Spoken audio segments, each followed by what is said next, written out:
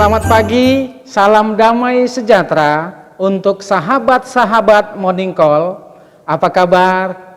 Tentu dalam keadaan sehat-sehat. Saya yakin dan percaya Tuhan selalu hadir dalam kehidupan Bapak, Ibu, Saudara, dan Saudari. Pagi hari ini kita akan merenungkan firman Tuhan. Mari siapkan hati dan ambil sikap yang sempurna untuk kemuliaan Tuhan. Sebelum kita mendengarkan firman Tuhan, mari kita bersatu di dalam doa. Terpujilah Tuhan yang telah memberikan kehidupan bagi kami, yang telah memberikan kepada kami keteduhan dan ketenangan ketika kami beristirahat dan kami akan memulai kegiatan-kegiatan kami. Kami memohon Tuhan, biarlah pemberitaan firman dapat menjadi bagian yang membuat umat-Mu yang mendengarkan firman ini mampu menjalani kehidupan sepanjang satu hari ini. Terpujilah Tuhan. Amin. Bapak, Ibu, Saudara dan Saudari, pagi ini bacaan firman Tuhan dari Yeremia 31 ayatnya 21 sampai dengan ayatnya yang ke-25. Saya akan membacakannya untuk Bapak, Ibu, Saudara dan Saudari sekalian. Dirikanlah bagimu rambu-rambu jalan, pasanglah bagimu tanda-tanda jalan, perhatikanlah jalan raya baik-baik, yakni jalan yang telah kau tempuh. Kembalilah, hai anak-anak darah Israel, kembalilah ke kota-kotamu ini. Berapa lama lagi engkau mundur maju, hai anak perempuan yang tidak taat? Sebab Tuhan menciptakan sesuatu yang baru di negeri. Perempuan merangkul laki-laki. Beginilah firman Tuhan semesta alam, Allah orang Israel. Orang akan mengucapkan perkataan ini lagi di tanah Yehuda dan di kota-kotanya, apabila aku telah memuliakan keadaan mereka. Tuhan kiranya memberkati engkau, hai tempat kediaman kebenaran, hai gunung yang kudus. Di sana akan duduk Yehuda beserta segala kotanya, petani-petani dan orang-orang yang mengembara dengan kawanan ternaknya. Sebab aku akan membuat segar orang yang lelah, dan setiap orang yang merana akan kubuat puas. Demikianlah pembacaan firman Tuhan. Yang dikatakan berbahagia adalah mereka yang mendengar dan yang melakukan firman Tuhan. Terpujilah Tuhan. Maranatha. Bapak, Ibu, Saudara dan Saudari yang terkasih di dalam Kristus Yesus, tema kita pada pagi ini adalah rambu-rambu. Dalam dunia lalu lintas, rambu-rambu adalah etika dan norma yang diciptakan dalam berkendaraan agar ketertiban, keselamatan diri sendiri dan orang lain dapat terjaga dengan baik. Setiap orang wajib mematuhi aturan lalu lintas yang berlaku di jalan raya. Saat ini ada banyak pengendara mengabaikan rambu-rambu yang terpasang di setiap jalan. Bahkan dalam lingkungan secara berulang-ulang melakukan kesalahan. Akibatnya, sanksi atau tilang diberlakukan sebagai bentuk hukuman. Contoh, tertib berlalu lintas yang mengabaikan peringatan dapat juga terjadi dalam kehidupan kita. Lihat dan perhatikan peristiwa yang sering sekali diberitakan di TV atau koran atau media online.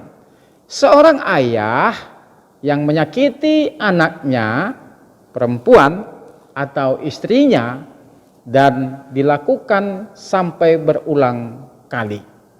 Kita bertanya, kok bisa ya? Apakah sekali melakukan tidak menyesal? Ternyata tidak. Dia bahkan bisa melakukannya berulang kali. Dan kalau tidak ketahuan, mungkin akan terus dilakukannya. Hatinya sudah membantu mengeras. Bapak Ibu Saudara yang terkasih di dalam Kristus Yesus, jika kita perhatikan dengan baik, tidak seorang pun dapat menjadi seorang pendosa secara mendadak. Kondisi hatinya membantu dirinya berbuat dosa bukanlah sesuatu yang mendadak terjadi pada diri seseorang. Ini merupakan puncak dari dosa-dosa yang setiap hari dilakukan. Seharusnya jika kita berbuat dosa, maka hal pertama yang muncul adalah penyesalan yang mendalam. Namun, kalau kita mengulangi dan meneruskan kembali dosa itu, maka itu dinamakan kehilangan rasa bersalah. Dan dalam kondisi yang demikian, seseorang dapat melakukan dosa yang paling memalukan tanpa rasa bersalah lagi.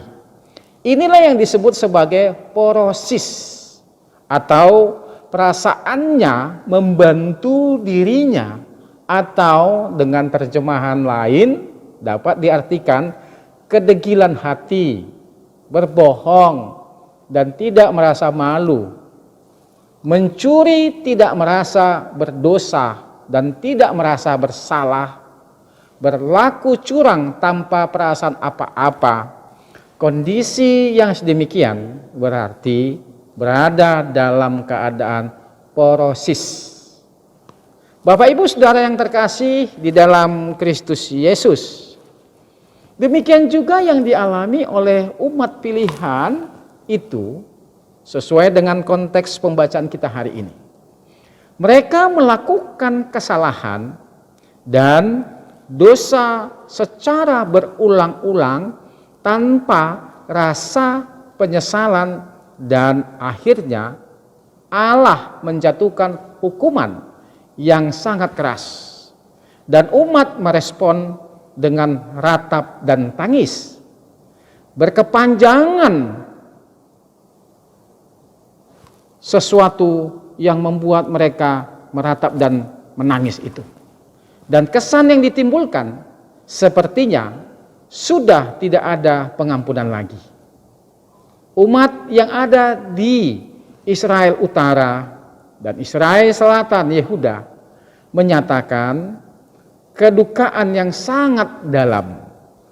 Dan akhirnya pembuangan sebagai tempat pembentukan kembali moral mereka, mental, etika, dan spiritual, agar umat memahami rambu-rambu yang telah dilanggar tersebut. Namun, setelah berubah sikap, menyadari kesalahan, dan mereka merasa menyesal, kapok, berbuat dosa, akhirnya umat bertobat. Nah, sekarang dengan penyesalan mereka berbalik kepada Tuhan untuk memohonkan pengampunan. Konteks renungan kita pada pagi ini adalah Tuhan memanggil Israel pulang. Israel harus menempuh lagi jalan-jalan yang sudah ditunjukkan Allah. Israel harus menuntaskan pertobatan mereka. Jangan ragu-ragu lagi, seperti seorang gadis yang kembali kepada kekasih sejatinya, atau seperti anak perempuan yang kembali ke rumah ayahnya. Allah bagaikan bapa yang menantikan anak bungsu pulang untuk menikmati kembali kasih dan pemeliharaannya. Betapa legahnya hati Tuhan ketika mendengar pengakuan umatnya bahwa mereka memang telah berdosa terhadap dirinya. Dan sekarang dengan penyesalan mereka berbalik kepada Tuhan untuk memohonkan pengampunan. Bapak Ibu Saudara yang terkasih di dalam Kristus Yesus, pada masa-masa tertentu sebagaimana yang dialami oleh bangsa pilihan itu, kita pun akan mengalami situasi-situasi yang dapat membuat kita putus asa. Mungkin penyebabnya adalah hasil pemeriksaan medis yang buruk, pemutusan hubungan kerja secara mendadak, atau keretakan dalam keluarga. Namun Bapak Ibu Saudara, ketika kehidupan berusaha menghempaskan kita masih memiliki pengharapan, yaitu datang kepada Kristus. Karena Dia masih berkuasa atas segala sesuatu yang terjadi pada diri kita sendiri.